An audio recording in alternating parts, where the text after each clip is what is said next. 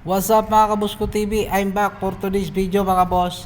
Ay atin po panonoodin itong video ni Kadagat Mahusay Vlog at sasagutin natin ang kanyang mga katanungan sa kanyang video.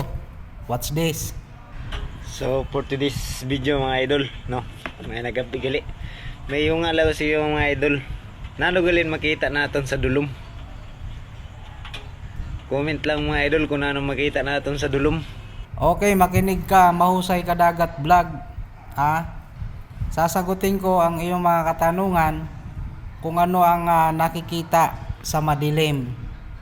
Sa mga followers ko dyan na nakakaintindi sa sinabi ni Kadagat Mahusay Vlog, pakisagot nyo lang dyan sa baba at panoorin nyo rin at pakinggan nyo kung anong sagot ko sa kanyang katanungan.